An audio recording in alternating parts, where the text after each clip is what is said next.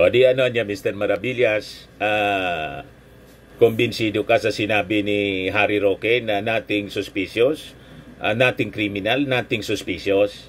Yan po ang sabi niya. Tingnan natin po kung nothing criminal, nothing suspicious. Yung nothing criminal po, under evaluation pa yon ng ating mga authorities. Yung nothing suspicious po, duda po ako na nothing suspicious. Ito naman po yung bago naming product na binibenta online. Eye Glow Serum, whitening po siya. Tingnan ninyo yung epekto sa aking anak na architect before and now. Yung mga inquiries po ninyo, dumiretso na lang kayo sa kanyang Facebook account, Riz Maravillas. Ano na niya, Mr. Maravillas? Kumusta na yung nausog rally? Yung destabilization rally pa? Murali? Sa Angeles, Pampanga, binanatan po ni Mayor Bastos, binanatan po si Senator Bongo, inaway na. Makita niya, Mr. Maravillas, inaway. Hindi na kasi po makita yung mga senador na kalyado nila. Siyempre, kanya-kanya po kanya-kanyang salba ng kanilang political career, dumidistansya itong mga senador na kaalyado po ni Maudigs, si Bongo, si Robin Padilla, si Tolentino, si Botas, si Senator Bato. Itatakbo po silang re-election. Kailangan pa nilang mauto itong mga Marcos loyalist.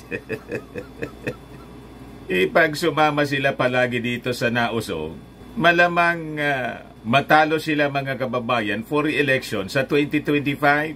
So, yan po, analysis ko man lang, na yan yung rason kung bakit hindi na po nagpapakita. Dumistansya. Si Robin, hindi pa man po, hanggang 2028 pa siya. Pero yung mga re-electionist senators po, tulad ni Tolentino, ni Bato, at ni Bongo, talagang didistansya sa kanila. Pero ang tingin ko mga kababayan, drama lang yung pag-atake ni Baste kay Bongo para isipin ng mga mamamayang Filipino, nag-aaway na sila, hindi na nila kakampi para hindi maapektuhan po yung re-election bid.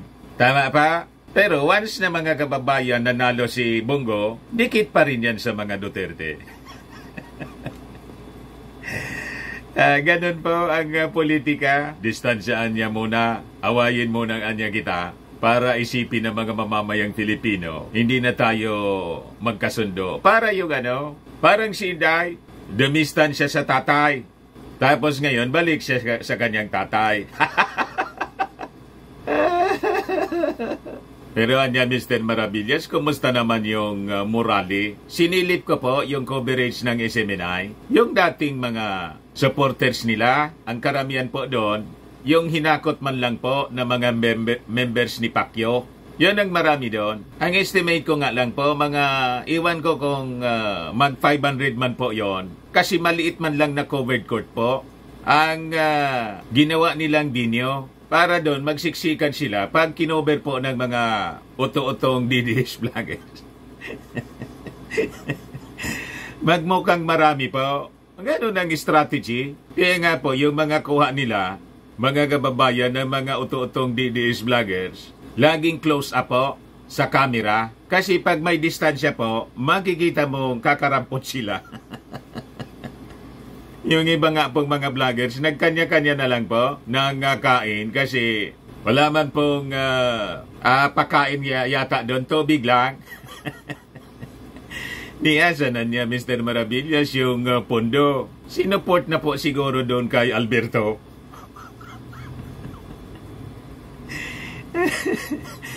Sino niya, Mr. Maravillas, na Alberto? Si Alberto, yung companion po ni Attorney Harry.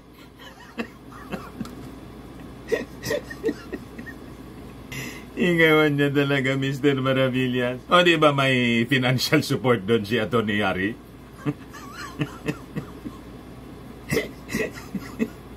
Yung na-booking po na documents na discovery sa Pugo Hub sa Purang, Pampanga. Pero anya Mr. Maravillas, di ba nandun si Atty. Harry? Nandun pa, yung mga talunan po, nandun. The losers. During the elections. Tapos si Vic Rodriguez, siyempre may intention siguro din na tumakbo. Pinagtsatsagaan yung kakarampot na crowd. Di ba? Tapos siguro si Badoy, ganun din. Si Glenn Chong, loser din po yun. Yun ang nandoon po. Pero yung mga incumbent senators po, dumistansya na. Kasi imbes magkakuha sila ng boto for their re-election bid, baka sa inidoro sila. Masama sila mga kababayan sa mga dilawan. Baka talunin pa sila ng mga dilawan po, mga kababayan. Pag nag-comeback po, yung mga kandidatong dilawan po sa pagkasenador tulad ni Dilima. Si Bam Aquino, babalik yata. Tapos si Kiko Pangilinan. So, tagilid sila ngayon. Kaya, dumidistansya mga kababayan, hoping na mauuto yung mga Marcos loyalists. Kasi po, itong mga Marcos supporters, mga kababayan, ito yung nagpanalo sa mga Duterte noong 2016. Kasi nangampanya po kay Mau Diggs noong 2016 na presidential election. Si Juan man po, si Super Ate, Amy Marcos. O ngayon, noong 2022, unit team, kaya sumama sa unit team, nakipag-unit team po si Inday. Di ba may intention sana si Inday? Mga kababayan, siya yung pinopost na tumakbo for president. May run Sararan movement. Pag-ikot-ikot po nila sa buong Pilipinas, hindi man po makaipon ng crowd. Nang tulad na crowd po ni President BBM. So, napagtansya nila mga kababayan. Hindi niya mananalo tayo. Talagang Marcos loyalists niya yung mga Marcos supporters niyan marami. Kaya ayun po, nakipag-unit team na lang si Inday. Tumakbo na vice presidente, hoping na after silang manalo na unit team, mga kababayan, i-endorse ng ating Pangulong Bongbong Marcos sa 2028 si Inday. Paano pong naunsyami? Alam na ninyo, kasi nakita ng ating Pangulong Bongbong Marcos ay para niyang iba. Landot nag-ambisyon mga kababayan, yung katropa ni Inday, si GMA, gustong talsikin si nagplat, mga kababayan, para talsikin si Martin, para wala ng protection in case may impeachment complaint sa Congress. Gustong itulad kay Irap. Ayan po, mga kababayan, naon siyami. So ito nakikita nila, mga Marcos supporters niya talaga ang nagpapanalo. Kaya dumidistansya itong mga kaalyado nila na mga na mga senador, hindi na sumasama sa nausog rally. Huwag po tayong pauuto mga kababayan. Di ba niya Mr. Maravillas ang sinasabi ng mga DDS vloggers? Si BBM yung nanggamit kay Inday. Baliktad pa, sila yung nanggamit sa pamilya Marcos at sa mga Marcos supporters. Wala man sila pong di man sila kilala dati sa buong Pilipinas. Ang Marcos po kilala sa buong Pilipinas at buong mundo because of his father, Marcos Sr. po, na naglingkod sa ating bayan for 20 years. Yun ang kilala. Kaya yung boto po ni Inday na 32 million plus, ang 31 million plus doon, mga Marcos supporters, yung excess po, ulitin natin palagi ito, yung excess pong less than 1 million, yun man lang po ang DDS. Kaya nakita ninyo sa mga usog rally, ang nipis-nipis po. Kahit doon sa Pampanga, sa Angeles City po, Pampanga, nagkasya lang po doon sa isang covered court. At ito mga dayo, hindi man mga taga doon sa Pampanga. Baka may mga mangilan-ilan din, nag-usyoso lang, pero hindi nangahulugan, sumusuporta sa kanila. Kasi po, hakot yun. Panoorin ninyo po. Mga supporters ni Pacquiao po, members ng kanyang church, mga taga Davao, ina-announce nila, mga taga Metro Manila, from other places. Yung iba mga taga Mindanao, inakot nila para may crowd. Pero ganun pa rin po. Mamaya ipakita ko sa inyo. Kukunti, panipis ng panipis po. Kasi po, wala silang makumbinsi. Yung agenda nila po kasi is to destabilize the government na napakaganda po yung ginagawa na paglilingkod sa ating mga mamamayang Filipino. Tama pa?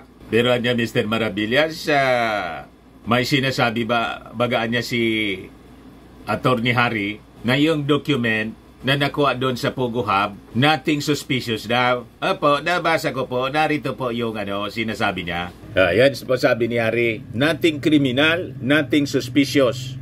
Former presidential spokesperson Harry Roque addressed concerns regarding his connection to the recently raided Philippine offshore gaming operator or Pogo Hub at the Lucky South 99 compound in Porac, Pampanga. Roque explained that his former executive assistant had not been his employee for some time. According to Roque, the former staff member was temporarily staying at the Pogo Hub due to returning to school and had left some belongings there after moving out.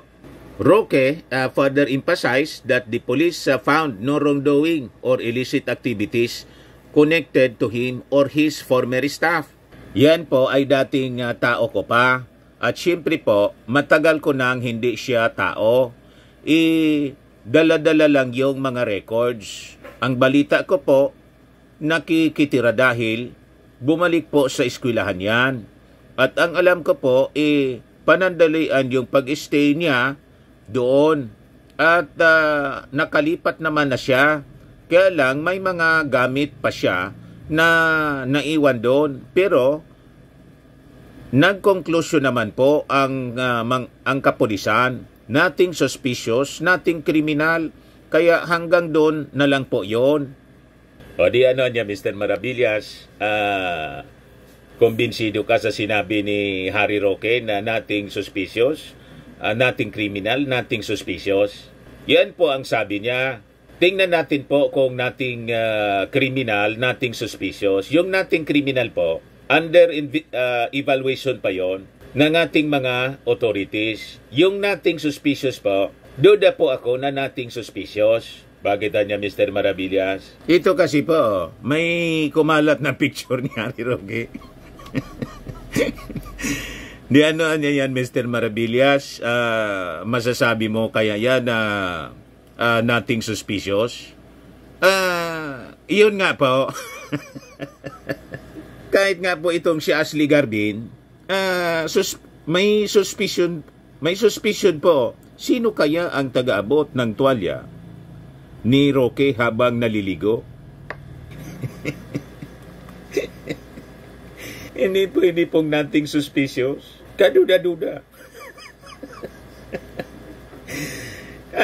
Yun ang tanong po ni Ashley Garvey, yung nag-post ng picture na yun. Kung sino daw ang taga-abot. May nakatalokbong kasi po. Ewan ko kung sino itong lalaki, mga kababayan, nakatalokbong. Tapos naka-face mask pa. Ibig sabihin po, ayaw pakilala po kasi may mga tao sa paligid. Ito si Harry Roque, mga kababayan. Ngayon, sino ito? Ingawan niya talaga, Mr. Maravillas. O ngayon, ano pa ang suspicious po? Suriin natin ang picture ni Harry Roque. Tingnan ninyo ang pagkatayo niya. Hindi ba kaduda-duda yan?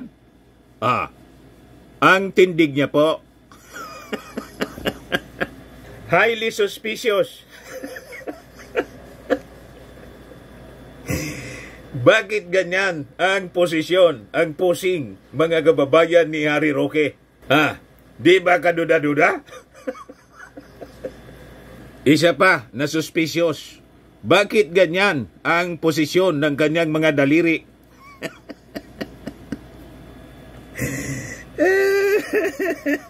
Di ba confirm? Confirm niya Mr. Maravillas. Confirm na yung daliri na nakabuka.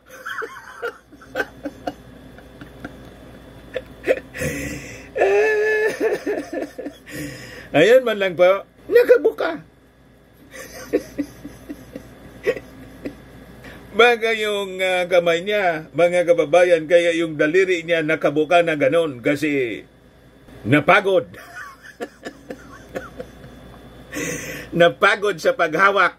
Kaya nire-relax niya, mga kababayan, yung kanyang mga kamay. Yan ba?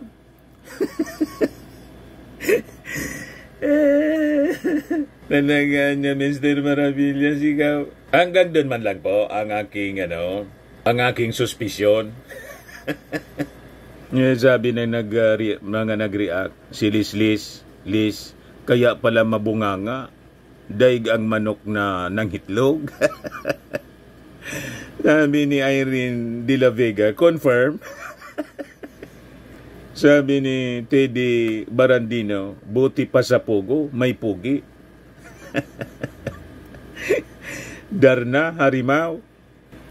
Sabi ni Anita Dangal Barbo Ragasa, oh no. Lorna Domanico, wow, sexy ang tayo niya. Sabi ni Morelina, don't be ashamed, your karma pogi. Hindi natin maintindihan kung sino yung nakatalukbong ng tuwalya, naka-face mask pa. Yan po. Baka naman na niya, Mr. Maravillas, nung yung picture na yun, nung panahon pa ng pandemonyum, kaya naka-face mask. Eh bakit si Harry Roque walang face mask? Ha? Saka yung dalawang lalaki, kaharap niya, yung isang babae at isang lalaki, hindi man naka-face mask, yung kausap ni Harry Roque. At saka resort yata yon, mga kababayan. Noong panahon ng pandemonyum po, sarado yung mga resort. Bawal mag-operate yung mga resort. Pinasara ni Maudigs. O, di ba? O ngayon, before ko mga kababayan iparinig sa inyo, yung mga pinagdadaldal ni Baste, na inaway-away na si Bongo, na tingin ko drama lang nila para isiping dumistansya na po yung mga kaibigan nilang senador at mauto yung mga Marcos supporters, Marcos loyalists, iboto pa sila. Click subscribe mo na dito sa ating YouTube channel and hit the notification bell para lagi po kayong updated sa mga kaganapan dito sa ating bansa. Like and share na rin po ninyo ng ating video at wag na rin po ninyo na skip yung ating mga commercial ads para tuloy-tuloy lang ang pag-unlad ng Bagong Pilipinas. Sa mga naghanap po ng malinis and spacious fitness gym, pumunta lang po kayo sa aming Colossal Fitness Gym.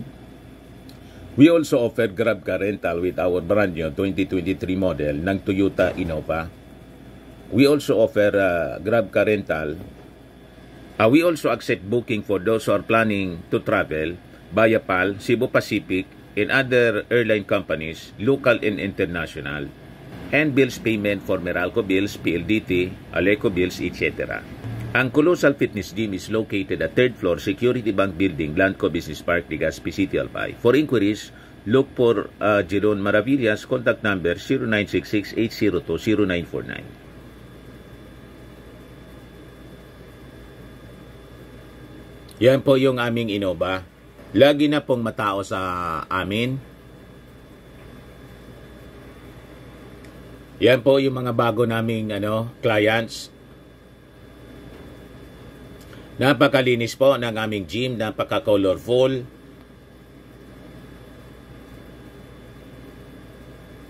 Pati po mga mga foreigners pumupunta sa amin, mga British tourist po sila.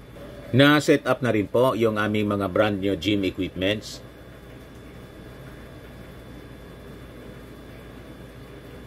Yan po, may treadmill na rin po kami.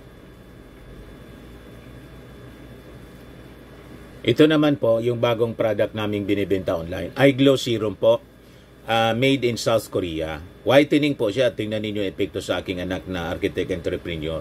Sa mga inquiries ninyo, dumiretso na lang kayo sa kanyang messenger sa Facebook, Riz Maravillas. Ito naman po, Firmax Firming and Lifting Cream. Pinapahid po ito sa mga pulses and affected area. Mainam po ito sa paninigas ng mga kaso-kasuan, pati sa mga pains.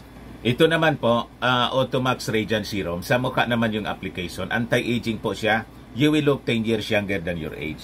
Sa mga cancer patients naman po, baka lang gusto niyo itong itry, ning siya red mixed fruit drink. Hindi man po siya gamot, food supplement siya. Kaya lang, gawa siya mga kababayan sa goji berry. Ang goji berry may anti-cancer properties. O ngayon, yung mga inquiries ninyo, dumiretso na lang kayo sa aming messenger sa Facebook para masagot namin agad. Ayos pa? Ayos na ayos anya Mr. Maravillas. O balikan natin yung ating kwento. Dito na tayo sa naging speech ni Bastes. Baste. Doon sa ginawa pong destabilization morally sa Pampanga. Kung saan nandun po yung mga losers. During the election, si Glenn Chong, si Harry Roque de la Serna. Ay. Kuwan pala, Harry Roque, Ator Minyong. Herminio pala yung pangalan nito. Dapat ang pangalan niya, ang palayaw niya, hindi Harry, kundi Minyong. Herminio eh. Attorney Minyong. Ewan niya, Mr. Maravilla. Yan man talaga yung, yung tamang palayaw. Sa pangalang Herminio. Herminio Roque Alberto Rodolfo de la Serna. Yan ang kumpinyo niya eh. Isama natin. Idugtong na natin yung pangalan. Ipugo. Ito po yung crowd nila, mga kababayan, as covered by SMNI. Mga dancers nila po ito. Mga members ito ni Pacquiao. So nakita ninyo, covered court lang po siya. Maliit na covered court. Ayan po. Yan ang crowd nila. Siguro mga mag 500 din. Kita ninyo? Yan si Attorney Harry Roque Pogo Alberto Rodolfo de la Serna. Si Maudigs po, hindi nakarating kasi mahina na daw. O tingnan ninyo, sumara na yung kanyang yung isang mata niya, sumara na po. At nakita ninyo ang itsura niya. Parang hindi na talaga uobra po, mga kababayan. O ito si Vic Rodriguez, siyempre, bleeding heart siya kasi nasipa siya ng ating Pangulo dahil sa mga aligasyon po na for sale daw. Narinig ko lang po. Nang pumunta tayo sa palasyo, nag-marites tayo doon, mga kababayan. Siyempre, nagtataka tayo na executive secretary siya, biglang nawala po. And siguro, may plano itong tumakbong senador, pinagtsatsagaan niya yung maliit na crowd po. At least, mayroon siyang mayroon siyang magamit na crowd na pwedeng bumoto sa kanya in case magdesisyon siyang magsenador. Bira niya, tingin mo, manalo, talo po. May na-pick up po. Baka manalo pa yung mga dilawan. Kasi yung mga dilawan po, mga kababayan, nakiayon na po sa ating administrasyon. Hindi na masyado nag-iingay. Ang nag-iingay ngayon na bagong salot, itong mga kampo ni Maudigs. Si Maudigs at yung mga minions niya. Ito po si Baste. Binanatan si Bongo. Pagkinggan po natin yung sinasabi niya. Yung audio lang mga kababayan. Galing ito sa coverage ng SMNI.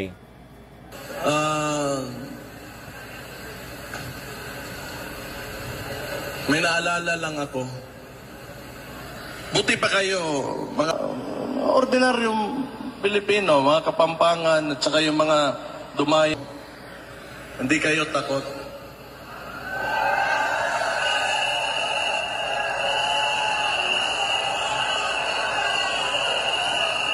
Pero, tingnan natin yung Congress natin ngayon at yung Senado. May maisog ba? Ayun. Question niya mga kababayan yung Congress niya, tapos yung Senado, may maisog ba? So ibig sabihin niya, mga kababayan, lalo na yung mga senador na kanyang kaalyado, wala na kasi pong wala nang pumunta. Kahit nga si Philip Salvador, natatakbong senador po, wala yata doon.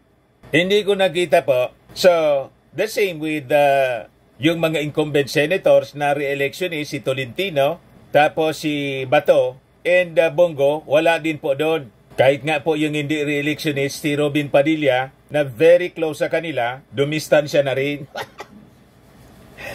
So, kini-question ngayon ni Baste, wala na daw maisog. May maisog pa ba niya sa kanila? Ibig sabihin, yung mga kaalyado nilang senador po, naging talawa na. Naduwag. Hindi yun maduwag kung hindi na iboto po ng mga Marcos supporters. Talo. Tama po? Ni isa wala. Ni isa niya wala. Wala nang sumasama sa kanila. Abandon si po. Sabagay, may legislatura, mukhang pera talaga yung mga yan. Mukhang pera daw ang legislatura. Ikasama doon po yung kanyang kapatid sa Kongreso, si Pulong.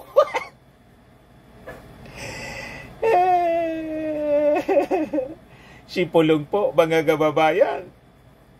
Noong panahon ng kanyang tatay, 51 billion na per barrel yung allocation po, pinakang malaki. Sana wag lang sila magalit kasi totoo naman. Mukhang pera na. Hindi siguro lahat, pero mukhang pera. Na-realize niya siguro na congressman pala niya yung kapatid ko, si Pulong. Kaya hindi niya siguro lahat. Biglang kumambyo si Baste. Mga yan. Kasi power, the legislative body is the power of the purse. Diyan dumadaan lahat ng pera eh. So, lahat ng projects, katulad ng isang, may video, sa Davao, sa Digos, kinayuda, kinuha ng barangay yung 8,000, ang binigay doon sa recipient is only 2,000. Pinaimbestiga na po yon ng DSWD kasi ang nagdesisyon noon yung kapitan, sinanksyon ngayon ng DSWD kasi outside yun ng distribution mismo during the yung pagbisita doon, yung servisyo fair ng Kongreso at ng ating Pangulong Bongbong. Naibalita ko na yan po mga kababayan. Ito yung sinasabi ni Baste. Pinapalabas niya, otorisado yon, gawain ng DSWD. Hindi po DSWD yung gumawa noon, kapitan. Kapitan po, kasi yung objective ng kapitan, ibigay lang yung 1.5 nga, hindi 2,000. 1.5 yung natanggap ng dapat sana makatanggap ng 8,000. Ibinigay po 1.5 lang para yung iba i-distribute din sa mga pinulitika po, sa ibang mga residente ng barangay, which is not authorized, sabi ng DSWD. Kaya po, pinaimbestiga po ni Secretary Gatchalian, isa-sanction yata, baka masuspindi po yung punong barangay, nagsarili ng policy. O ngayon, itinuturo, sinisisi ni Baste sa ating administrasyon. Hindi po yun otorisado ng ating administrasyon. Nagsarili man pong desisyon yung barangay. So, Kapritso po ng barangay. pag soft projects talaga, mabilis lang yan. And they are all funneling the budget on soft projects. So, kayo na bahala mag-isip kung ano yan. Maganda nga po kasi namimigay ng kwarta. Kasi pag hindi kwarta nibigay po, projects sa limbawa, pero may projects pa rin po. Mas kaduda-duda nga po kasi nandun ang SOP. Pero pag kwarta na binigay mo at bigas, walang SOP doon. Kung magkano yung value noon, yun na ang mismong direktang matatanggap ng beneficiaries. Di ba mas maganda? Yung mga malalaking projects, doon po nagkakaroon ng mga salamangka. Di ba? Kaya tingnan ninyo, nung panahon ng kanyang tatay, April 27, 2022, DPWH. Kaya nagsabi, report ito ng GMA News Online. Ano sabi diyan? 12 out of 119 build projects completed. With only 2 months left before the Duterte administration steps down, top officials said the government is successful in ushering in the golden age of infrastructure which was promised by President Rodrigo Duterte when he unveiled an 8 trillion infrastructure program at the start of his tenure. This despite a report by the Department of Public Works and Highways that only 12 out of 119 infrastructure flagship projects were completed to date. Ayan po, 119 build projects. Ang natapos lang po, 12. 12 lang. Ang dapat na ipatrabaho niya, 119 projects. Yan ang sinabi niya. Ang natapos po, 12. Pero ang tawag niya, Golden Age of Infrastructure. Paano naging Golden Age of Infrastructure na 119 projects yung dapat mong tapusin? Ang dapat mong in-implement sa 6 years. Ang natapos mo lang sa 6 years, 12.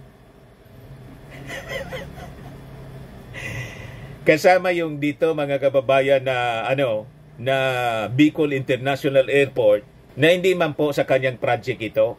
Nagsimula itong Bicol International Airport panahon ni GMA. Hindi man kanya ito. Nagpatuloy lang siya. Pero sabi, mga kababayan ng mga DDS, dapat magtanaw daw kaming utang na loob kasi natapos yung yung Bicol International Airport panahon ni Digong. Nagkataon lang na nanalo siya, pero hindi man siya po nito ang nagsimula. Panahon pa ito ni GMA. Yung budget po talagang naka-allocate na siya, mga kababayan.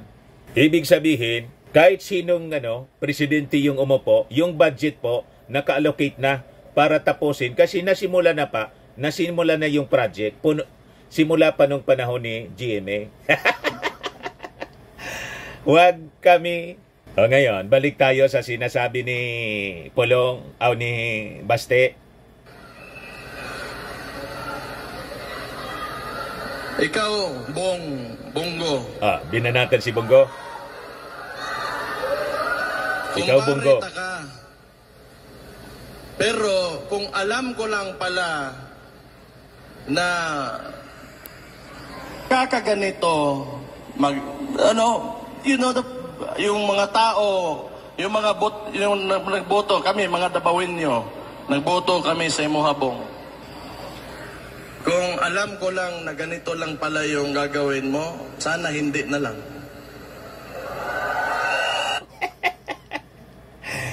Hindi na lang sana niya, kumpare kita.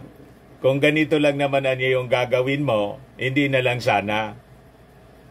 Hindi na kasi pumupunta po si Bongo, hindi na magpapakita sa kanila sa nausog. Paano magpapakita yan? Kukunti yung crowd, kukunti yung naniniwala, yung dati man lang, ang mga nandadyaan, yung mga hinakot galing sa Davao.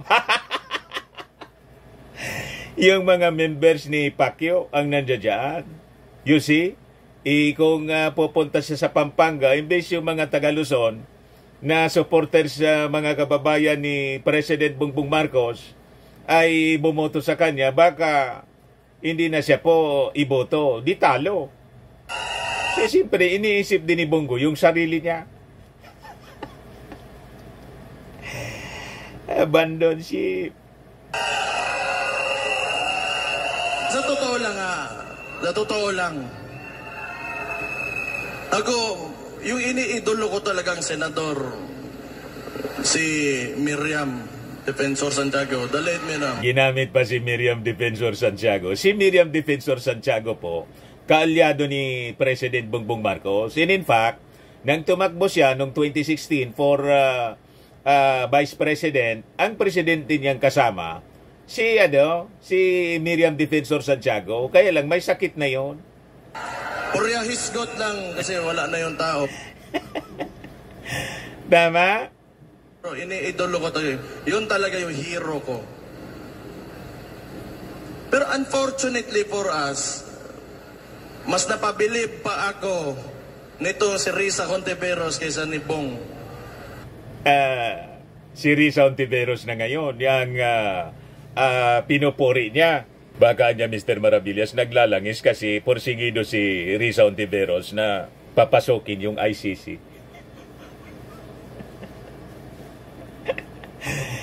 Ganon, mga kababayan. Kasi ever since talaga, nasa previous administration, kalaban yan hanggang ngayon consistent yan at di talaga natatakot yan. So, ibig sabihin niya, pinalalabas niya na mas maisog pa si Risa Hontiveros kaysa kay Bongo.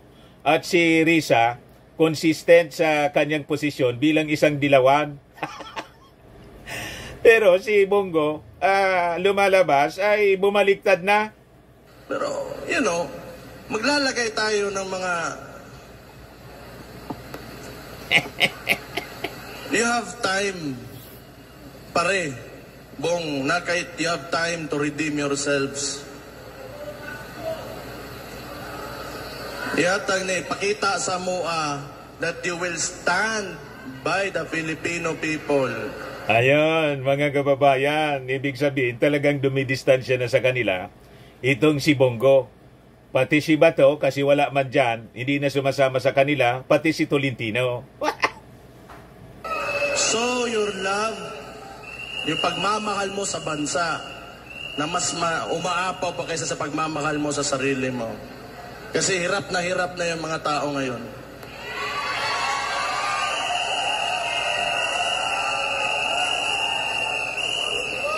Ikaw pa naman, pramisan ka ng 20 pesos na bigas. Doon naman siya sa 20 pesos na bigas po. Pero hindi na niya maalala yung promise ng kanyang tatay, mga kababayan, na 7 pesos daw, i-reduce na to 7 pesos. Imbes na maging 7 pesos po, noong panahon niya, may umabot pa sa 80 pesos. Sa Basilan po, 80 pesos yung kilo. Pero ngayon, hanap sila ng 20 pesos. Ganon, kaya pati yung mga kasama nila sa Senado, ayaw nang makisawsaw dito sa nausog. Ito pa yung sabi niya, okay lang din anya kung isuspend nila ako. Okay lang, libre yon na bakasyon. Davao City Mayor Sebastian Basti Duterte admits he is surprised that he is not yet suspended considering his critical pronouncement against the administration of President Bongbong Marcos amid rumors that he will be removed from his office. Nagpakalat man lang po ng ganong suspension daw si Harry Roque Alberto de la Serna. Ipugo. Wala mang ganon po. Gawa-gawa man lang na kwento. Para siraan po yung ating Pangulong Bongbong Marcos na pinalalabas nila ang mga kumontra sa ating administrasyon, pinipersecute. Wala man pong gano'n. Yung mga nasuspend po na mga local officials, may mga kaso yun. Balido yung kanilang mga asunto at walang kinalaman yung ating Pangulong Bongbong Marcos doon. May kanya-kanya silang sabit sa kanilang local government units na pinaglilingkuran tulad ni Rama ng Cebu City. Tapos yung taga Tagum yata yon, yung gobernador na nasuspend. Ang kaaway nila yung vice governor. May kaso po, walang kinalaman dito sa nausog o sa alliance nila sa mga Duterte. So yan ang sabi na. Actually, I'm really surprised kung bakit hindi pa ako suspended ngayon. Hindi nila alam siguro. Tama ba? Mali ba? Tama ba? Pero okay lang din kung i-suspend nila ako. Okay lang. Libre yung nabakasyon. Yung mga anak ko, mapasyal ko. Wala akong isipin. Hindi ako mag-take ng leave. Kaya tama po itong reaksyon niya ni Benji Contreras. Sabi ni Benji Contreras po, look who's talking. For your information, si PBBM hindi katulad ng ama mong si Digong na mapaghiganti. Basag, mga kababayan, agad. Kahit anong paninira at pambabalahura ang ginagawa ninyong mga Duterte at mga sa kanya, maging kay Philam, hindi kayo pinapatulan. Tunay at talagang mabait at mapasensyoso lang si PBBM. Hindi niya hinahayaan na maapektuhan ang kanyang trabaho ng mga paninira ninyong mga Duterte at ganyan ang tunay na strong leader. Tama po, hindi namin personal yung ating Pangulong Bongbong Marcos. Kahit nga ngayon, galit na nga si, bad shot si Mrs. Lisa Marcos kay Inday. Pero tingnan ninyo, hindi pa man po sinisibak as DepEd Secretary, kahit wala man pong performance si Inday, wala man pong achievement sa DepEd, inahayaan lang kung kailan niya gustong mag-resign. Iniintay na lang siguro na mag-resign si Inday. Ipanong kapito ko. Lalong self-destruction siya dyan kasi wala man siyang performance, nakadikit pa rin na parang tuko. O diba? Sabi niya, wala na yung unit team. Bakit hindi pa siya mag-resign? Hindi naman siya nire-recognize na. Siya na mismo nagsabi, wala na yung unit team. Hindi umalis na siya dapat as DepEd Secretary. Ano pa? Bakit ba? Yung iba nagdududa kasi yung DepEd kasi po ay siyang may pinakang malaking pondo. Sabi ng iba, magagamit pa niya sa politika. Ayan ang sabi ng mga Marcos loyalist po. Ito si Mau Diggs. Sabi niya rito, hindi tayo galit kay Marcos. Yung mensahe na ito, hindi man siya pumunta doon. Recorded na lang yata yon or online. Hindi tayo galit kay Marcos. Hindi tayo galit sa gobyerno. Baliktad po. Pero hindi daw galit sa Marcos. Yung mga tarpaulin doon, BBM resign.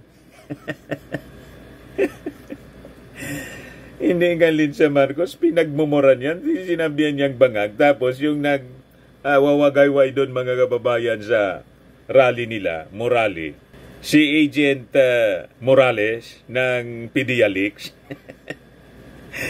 Ano na niya, Mr. Maravillas pala yung PDIA-Leaks. Sabi po, wala na yata. Inabandona ni Bato.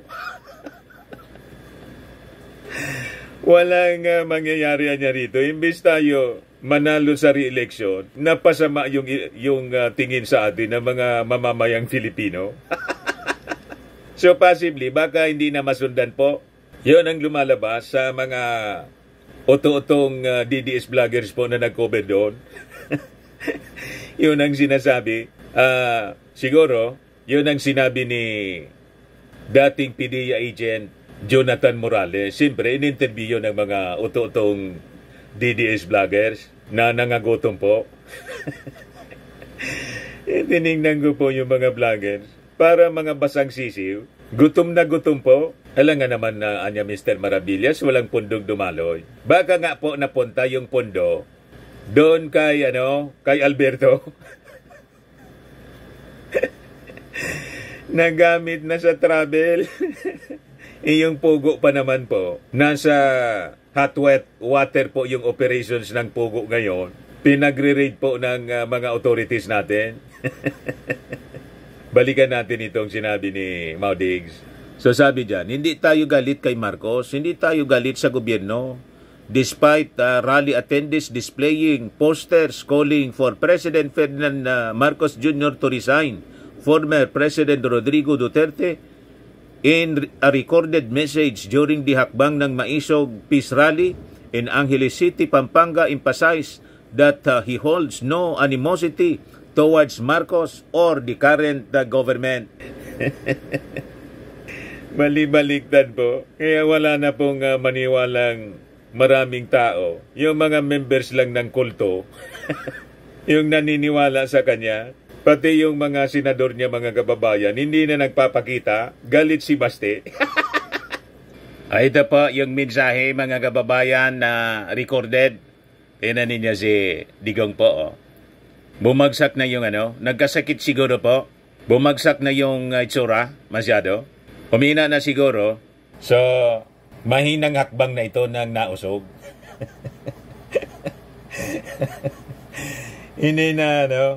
Hindi na malakas, mahina na. Pati yung mga dumalo po, umina. Inakot na lang ko, konti pa rin yung nahakot. Pakinggan natin yung sinasabi, mga kababayan ni Maudigs. Na kababayan na nagrally sa Angeles, pasensya na po, inabot ako ng, ayaw ko na lang sabihin kasi napaka-corny, pero retired na kasi ako at yung pera ko, meron ako, may retirement ako, pero pinupuesto ko lang. At yun na kasi ang source of existence ko. Sorry, hindi ako nakapunta, pero I would like to congratulate you for your gesture to show to the country and to the world that may damdam tayo. Hindi tayo galit kay Marcos o hindi tayo galit hindi daw siya galit. Pero pinagmumura niya palagi. But this would be as good as any other time to may damdam lang daw po. Nagdaramdam. The president, the military, the police and all, hindi kami yung subversive na gusto namin tumbahin ang gobyerno. Ugas kamay po. Si Marcos. We just want nagkilato that yung naniririnig nyo sa grupo ng mga maisog at yung mga Pilipino na ayaw ng gulo pero gustong may pagbabago. Yan lang naman po. At congratulations sa inyo. Yan lang ang habol natin. At yan lang ang hamon ko sa gobyerno. Wala ng iba. Walang interesado patalsigin si Marcos. Pero may Marcos resign doon. Gobyerno na patumbahin mo. Ogo yan, kay dumaan ako ng presidente, pati gobyerno ko ito. So, para just to erase doubts. But, we will... maliwanag po, to erase doubts, para hindi sila pagdudaan. Alam na po na balibaliktad yung kanyang pananalita. Pag sinabi niyang wala silang planong patalsikin, ang ibig sabihin nun, may plano. Malinaw po, hindi sila tumitigil sa pag-iikot, nangangampanya po para maka-gain ng support, para mag-people power. Kaya lang po, walang makumbinsi sila. Lalong kumukunti yung sumusuporta. Pati yung mga kaalyado nila, ayaw na. Kaya nga inaway na si Bato. Ask that we will be heard from time to time so that... Or sabi ko nga po, parang strategy nila, drama lang nila, para iligtas nila yung political career ng kanilang mga kaalyado. Di ba? Pero pag halimbawa manalo sa midterm election, balik uli sila, magre-regroup sila mga kababayan for 2028 elections. Huwag na tayong pa-ooto. Yan mga style nila po. Government would know what the sentiments of the people are and whether the sentiments are not totoo man o hindi. Makinig lang kayo. Total kung mali, hindi sabihin ninyo, pag mali, wala naman kami magawa. Sabihin niyo tama, wala rin kami magawa. Just the right to be heard. Yan ang importante sa Constitution. The right to be heard. Ano man ang the right to be heard na lagi kayong nagsasalita? Sumobra nga yung pananalita ninyo. Walang pagsisikil sa inyong constitutional rights, the freedom of expression. Daldal nga kayo ng daldal. Di ba? Yung mga dinadaldal nga ninyo, mga libelos na, hindi man kayo pinapatulan.